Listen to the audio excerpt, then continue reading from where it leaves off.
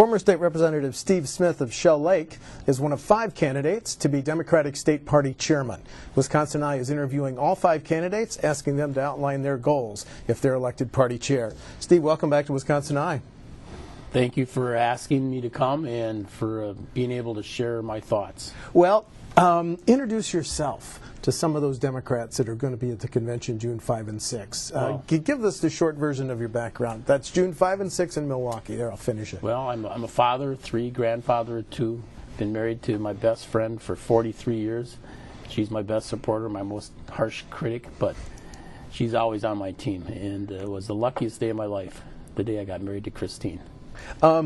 When I look at your resume, you know what fascinates me? You and your family operated a bus service, do I have that right? Yes. Okay, and then you were no longer in the bus service business, but then your local hardware store announced that it was going to close or be sold, and you and your wife took part of your retirement savings to buy that? Well, do I have that right? We became Straighten me out here. We became the majority investors in Rainbow Home Center.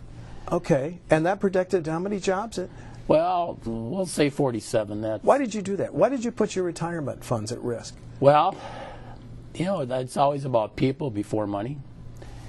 And it was a great place to work. You know, after we sold the bus company, Christine and I did some traveling. Came home, watched the ice melt off of Shell Lake. And Christine says, it's time to garden. Yeah. Well, she's the farmer's daughter. And I do not like hoeing weeds. So I jumped out of my lazy boy and went and got a part-time job at Rainbow. Now, when we had the bus company, Rainbow was one of our suppliers. And the people there were very, great retailers. Mm-hmm. And they were good to me as a customer. And I thought, boy, this would be a great place to work. And so I walked in and said, hey, you got anything there? And they said, well, we'll put you in the hardware department. Well, perfect. It was a perfect part-time gig.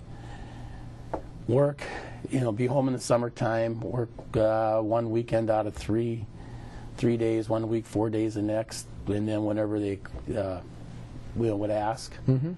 And then in the slow season, January, February, March, well, we wanted to go to Arizona, so we did that. I mean, it was just the perfect thing. Okay. Then in January of 2009, the owners of Rainbow said, we're going to sell in 60 days or close the door. Wow. And so, dozens of jobs involved. 40-some jobs. 40-some jobs. We didn't save every job. I mean, okay. We didn't have the unlimited funding that the prior owners had. Okay. But we did the best we could, and we have since sold our interest to our partners. Is the business still operating? The business is still operating today. Okay. Well, that's very intriguing. Why did you decide, now you served one term in the Assembly, why did you decide to run for state party chair, sir? Well, the gist of it is after I lost, I sat down and analyzed why did I lose. I mean, I was 4.75% higher in the vote totals than Mary Burke. And and above me on the ticket, Kelly Westland, Susan Happ, Mary Burke, mm-hmm. and Janet Bewley, and I outpolled all 4 of those. You did better than all 4. Janet Bewley was a winner, and it's partially due to the area. Mm-hmm. The 75th is just one part of that 25th Senate district. Yes. And I looked at the future, and there's no doubt in my mind that in 2016. I probably could win the 75th district seat back again. Mm-hmm. However, I'd come to Madison, be in the Capitol down the street here, and be part of the minority again. And that would make sense. So, how can I have the most impact on the future of this great state? The Democratic Party, if we want to become a majority and govern, we got to win elections, and we got to get back to where we once were. I'm the candidate from north of Highway 29. Yeah. From the Green Bay to the St. Croix River, north of Highway 29, that used to be Democratic territory. And now we're down to 2 legislators from Green Bay and 3 from the South Shore Lake Superior. Yeah. We got to win in outstate Wisconsin or greater Wisconsin, as I like to say, if we want to become the majority and govern. And that's my goal. My goal, it's real simple. It's one team on a mission with the goal of winning elections and governing. What intrigues me, Steve, is for about 18 years, 17, 18 years, the party chair of the Democratic Party has come from what I call the Madison, Milwaukee axis. You know what I mean? Exactly. Well, you come from northern Wisconsin. You're the candidate for party chair that's the furthest away from Milwaukee and Madison. Okay. Is that an advantage? It's a blessing and a burden. And there's a lot of windshield time involved. And I'm not complaining because this is self-inflicted. But we have to grow and outstate. And I talked about all the Democratic legislators that used to be north of Highway 29. We can't surrender permanently that population and be effective. As a matter of fact, when we can win that population back, we'll become the majority party again. Okay, you seem to be saying that Democrats are going to continue to get elected in Dane and Milwaukee counties. Well, you can't take that for granted. I mean, somebody could say, you know what, Democrats, things can't get any worse. That kind of attitude could lead to just exactly that. They will get worse. But here's my question. Okay, let's assume that Democrats are going to continue to get elected in our state's two largest counties. What are the issues that are going to be key to electing Democrats north of Highway 29, sir? Economic security, equal opportunity, and education, and health care.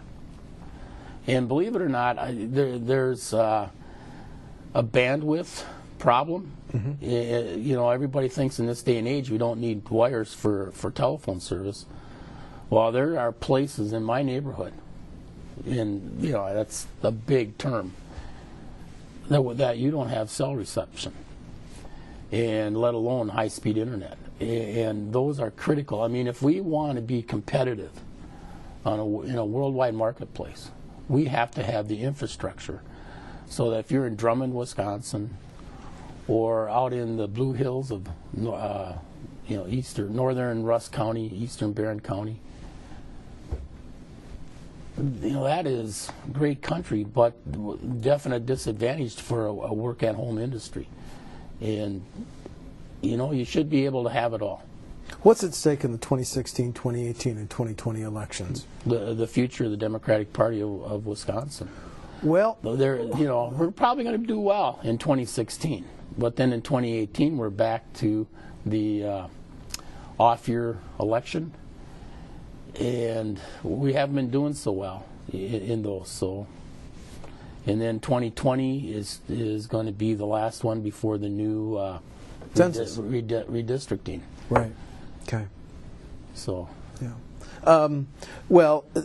The party then is at a crossroads, you just said. Yes. The only victories in the last few elections have been President Obama carried Wisconsin and the election of Senator Tammy Baldwin. And Stephen Smith. I was the only seat that was picked up in the 2012 election. 2012 elections.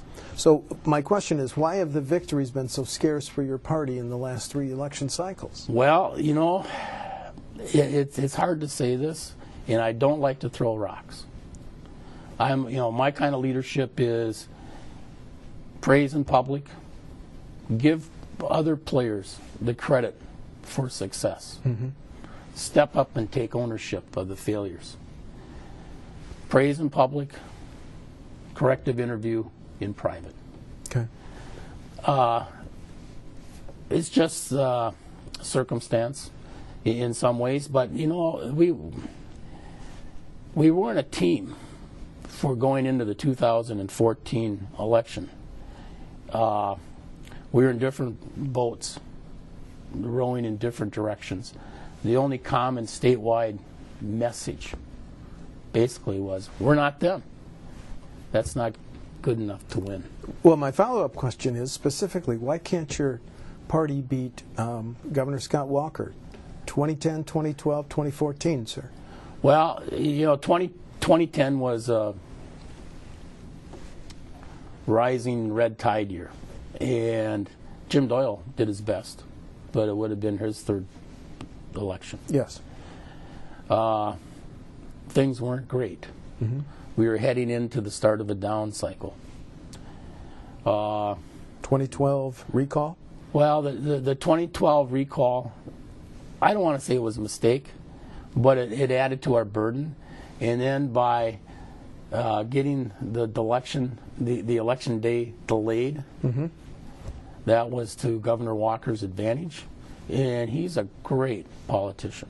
I mean, let's give credit where credit is due. What's his secret to his greatness? What does he do well? And what is, obviously it's something that you would like to have candidates who had the same political touch. Well, you know, I don't know if I want to go that far, because let's look at he has flip-flopped.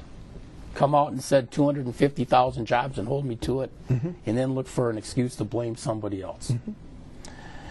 Mm-hmm. In trouble, and Mary Burke seriously did have him on the ropes right after Labor Day till about the middle of October. Mm-hmm. And then what did he do? Let's have a conversation about reproductive rights. Gets elected, now he's got to distinguish himself in a conservative primary. Well, I'll throw that conversation out the window and we're going to forget about that. So, and then is his prescription for job growth the prescription we want for America? I mean, we were dead last in the Midwest. As far as economic outlook, there are people that would argue we're 50th out of 50 states. And, you know, I've heard him blame President Obama, but Obama's the president of all our neighbors, too. And they're thriving. And, you know, I love the Badgers. I love the Packers. We don't have to play second fiddle to Illinois or Michigan or Minnesota, let alone Indiana and Iowa. I mean, these are major league states, Big Ten states, and you know, here we are. And now he wants to throw the Badgers right under the bus. You know, it's hurting our university system, and sooner or later it's going to have an effect on our sporting teams too. The next Democratic chair will be a spokesperson, especially at a time when Walker runs for president. So here's my question. If you're on a Sunday morning national talk show, Face the Nation, Meet the Press, as the Democratic chair, and you're asked, why shouldn't Governor Walker be elected president, what's your answer? Well, you know, it won't be Jack Benny, take our president, please, or our governor, please, but just what I just got done saying, you know, his economic prescription hasn't worked for Wisconsin, and it won't work for America. Okay. You know, he believes job creators are people that sign paychecks. Well, I've signed both sides of a paycheck. I've done retail. If people don't have money in their pocket, they're not going to buy products off the shelves. If the products don't move off the shelves, there's no need to manufacture them. So I feel the real job creators are people that buy products off the store shelves, mm-hmm. or services from service industry. Okay. And we have to start that virtual cycle, you know, the build-up cycle. Which there seems to me, as I interview candidates, three potential goals here. Which is most important, messaging and issues, organization, or fundraising? Could you talk about each of those? Oh, wow. Fundraising has its part. It's, you know, it takes a lot of time, but that's not the most important thing. Are you confident of your ability to fundraise? Absolutely. In this era when six figures and seven figures are needed? You know, all right, but you know, let's talk about that. When I decided that, you know, I said to Mrs. Smith, I think I got to step up to the plate and take on Roger Revard. And she says, well, how are you going to do that? I said, I don't know. You know, I'm going to start by talking to Senator Jelk. He was at UW-Barron County, Blue Hills Lecture Series, of Friday before deer hunting. I drove down to Rice Lake, and, you know, he was going to be there from noon till 1. I walked into that lecture hall at 10 minutes to 1, and Bob looked up at me, and, you know, he knew I wanted to talk to him. Okay. So when he's finished and all the students get done asking the questions and he does, a little pressing the flesh on the way out of the room, he gets to me and says, "You want to talk to me, don't you?" And I said, "Yes, I do." So we went out in the atrium there and we got a table and we sat down and I looked at him and I said, "Senator, what do you think of the idea of me running for assembly?" And he said, "Fantastic. Your mother would be so proud of you. You're going to have to raise $30,000, but you can do that." And as he's smiling and saying that, I'm thinking, how in the world am I going to raise $30,000? But we got to $72,000. And then, fast forward, inauguration, getting my feet on the ground in January 2013. Mm-hmm. Get together over at King Street and make a plan for the next 2 years for the 2014 election. $100,000. Wow, that's a big number. Now we're in major leagues. Now you're into six figures. Yeah, and we made it to 106,000, and it was nice to be able to kind of coast in September and October because we had more than our plan. It all wasn't in, so you didn't, you don't spend money before it's in the bank, but it was coming and it did. That isn't why I lost. That isn't why Mary Burke didn't lose for lack of funds. It was things that happened outside of Wisconsin. I think the congressional Democrats made a big mistake by asking President Obama to stay out. Okay. And then, of course, the opportunity of ISIS and Ebola. A couple days after the election, I thought, well, geez, more Americans have been divorced from Kim Kardashian than have died of Ebola. We didn't hear, on any of the evening programs on Fox or MSNBC or CNN, mm-hmm. Ebola after the election. That just went away. And, and then the third one was the lack of a good response in a prompt manner to the plagiarism crisis. Or attack, okay. Which really, just about every bill, right to work, the do away with the handguns, the waiting period. That is all coming. That's all plagiarized from ALEC, and to pound Mary Burke on plagiarism when actually she paid for it.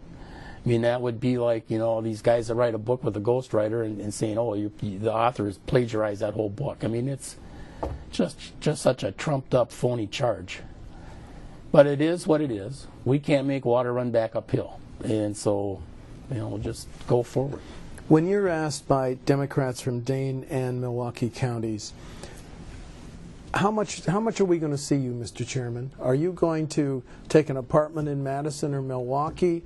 Now, you and I, both fans in northern Wisconsin, so you're probably not going to move down here, but they're probably asking you, how much are we going to see of you if you're chairman in Dane and Milwaukee? My plan is to travel the state. I did it when I was on the board of directors of the School Bus Association. Not every day, not like I'll have to do as chair of the Wisconsin or Democratic Party of Wisconsin. But I'll be here, but I intend to spend a lot of time on the road doing a couple of things. Number one, going to the different county party meetings. And number two, stopping in at the small media outlets, introducing myself, and waving our flag, and letting people know that we are going to become the #1 party in Wisconsin. And I know that we have to have a lot of credibility to get back, but it can be done. What about the argument that the Democratic Party didn't field candidates in 31 seats, which are considered traditional R districts? Do you think your party should field a candidate in every one of those legislative seats, even if they're 50, 60, 70% R? Well, yes. Because those are resources that won't go to some of these marginal seats. But I'm sorry for interrupting your answer.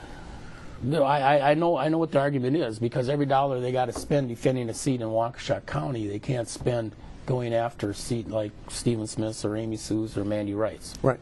So, I get that part. The thing is, though, you need somebody that wants to be a candidate. You know, when you got to hold the candidate's hand and help them, you know, we want to help them help themselves, but at the same time, we can't do it for them. I mean, if you're going to be an enthused candidate, you got a better chance than if you're a reluctant candidate. You know, and so it's tough. And, you know, there again, when I talk about not being a team last year, well, we had the ADCC, and for people that's the Assembly Democratic Campaign Committee, right, and the SSDC, the State Senate Democratic Committee, or right, okay, and they weren't, you know, we never had a joint meeting to talk about strategy in 2 years. Are you saying that the Assembly Campaign Committee and the Senate Democratic Campaign Committee never met to talk about strategies? Not when I was there. Well, that kind of speaks to the turf fights, doesn't it? Well, it did, right. I mean, traditionally it's been. Well, I think that we should have, you know, the Assembly Democrats would, you know, had a few meetings out of the building. Yeah. I would think that because we're so small, and we're, you know, we all got the same brand, that the Senate Democrats and the Assembly Democrats should have got together once in that 2 years to say, okay, what's our common theme? You know, all the messaging is local. We got to become like a good trial attorney. You got to tailor your message to your jury, and you're reading the jury to, you know, adjust. Mm-hmm. I mean, that's how we got to do our messaging across the state. We have the values. I mean, you look at all those referendums, minimum wage, health care. The voters agreed with us and then turned around and voted for a Republican representative to the Assembly or Senate. What I hear you saying then, if you're the state party chair in the 2016-2018 election cycles, there's going to be coordination between Assembly Democrats and Senate Democrats? There's at least going to be a meeting? There's going to be a push. I mean, you can't twist somebody's arm and hog tie them and set them down in the same room and say, okay, guys, you can't come out of here until you're together on this. But you can sure, you know, use the bully pulpit and say, look, we got to do this, because if there's one lesson we as Democrats should learn from 2014 is that without teamwork, we're going to fail. And we're never, ever going to let this happen again. Is it the job of the state Democratic chair to be involved picking the candidates for Assembly seats and Senate seats that are open in 2016 and 2018? Is that part of you? Is that part of how you define the job of state Democratic chair? It could be. You know, there's a lot of things to do, and we don't need to duplicate, but we got to have somebody doing that job. You know, I know that the Assembly Democratic Campaign Committee had recruitment, mm-hmm. and I know that some of the recruits were poached to run for Senate. And, you know, with all due respect to Howard Markland, Ernie Whitwer, I think, could have beat him. Mm-hmm. That's conjecture, and it don't matter. But I mean, I think that's just one of the places where we shot ourselves in the foot. Okay. What was in that Senate district, and so, you know, so be it. It is what it is, and we're going to learn from it and go forward. Well, you've watched my interviews with the other Democratic chair candidates, so I'm going to give you the same opportunity that I've given them. You don't have to take it. Do you want to talk about why you're a better candidate for state chair than Jason Ray in Milwaukee, Martha Lanning in Sheboygan, Joe Winnicke in Verona, and Jeff Smith in Eau Claire? I like all. I mean, I really feel the members of the Democratic Party have a tough decision to make. We all are good people. We all are good candidates. I think we're all good leaders. Am I going to do it the same way Joe does it? Nope. Or Jeff. You know, I'm going to do it the way Stephen does it. Having said that, you know, some of my opponents have went for endorsements. Some of them have multi-page plans. we're all talking. We don't believe in trickle-down as economic theory. We don't want top-down leadership. That's why what I have are goals, because how can you say you're not for top-down leadership and then try to jam a plan down somebody's throat? I know you can't lead anybody someplace they don't want to go to. So I'm the candidate with goals. I mean, and the big goal is win elections and govern. Do you think you, as potential state Democratic chair, should stay neutral in primaries? Absolutely. Okay. Absolutely. Everybody could see a primary coming between Mary Burke and Kathleen Beinholt, and then terrible accident. Yes. Broken arm is better than a funeral. Shattered arm. You know, and it was a tough road back for her. Yes. I don't like to throw stones, but the chair was basically trying to plow ground for Mary Burke. Shouldn't have. I mean, I think a tough primary election with Kathleen Beinholt would have made Mary Burke a better candidate. That October crunch time, yeah. She would have, been quicker to respond probably. It's conjecture. It's history. I mean, there's no sense in trying to rewrite it. But let's learn from it. And so, Joe talks about when he was kind of kept out of information when he was involved in a primary. Mm-hmm.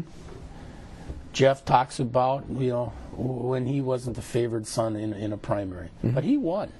And, my mother always said, trust the voters. We got to do that. I mean, we want transparency in government. We better be transparent in party leadership. Okay.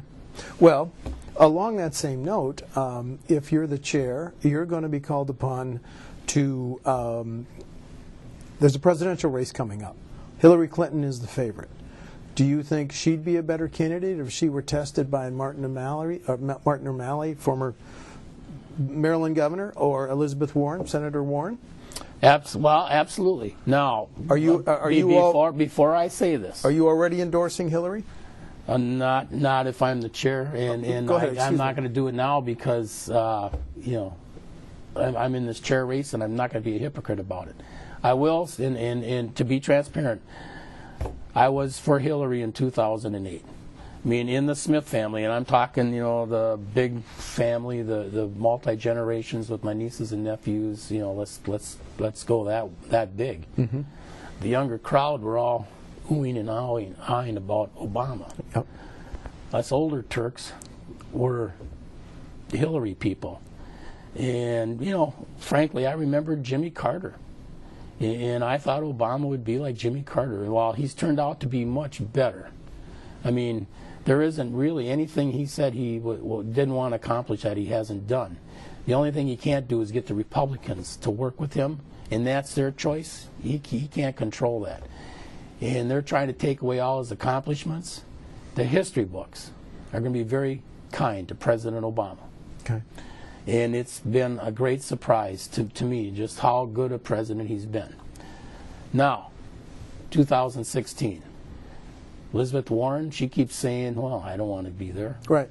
She keeps saying, no. Exactly. Martin O'Malley is saying, I'm very close to, he's in. He's in. I mean, let's face it, he's in. He's in as far as Scott Walker is, too. They're both saying the same thing. And Bernie Sanders, the independent who caucuses with the Democrats? Yeah, and so how can he be an independent all these years and then say, I'm in the Democratic primary? I mean... Okay, so you would stay neutral in the presidential... But I'm going to stay neutral. And look, if you go back and remember 2008, how effective Hillary was when she was, she had no chance. Okay. But at the end of that California primary, she was firing on all 8 cylinders, and she was, really great.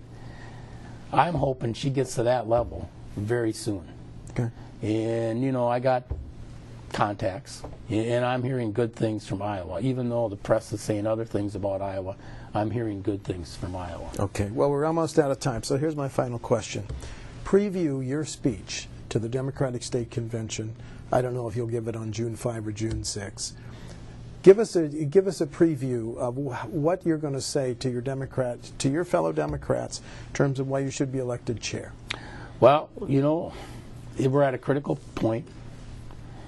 If we do the same thing and expect a different result, we're kidding ourselves.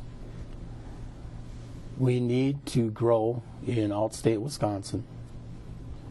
We need to listen to the grassroots in neighborhoods.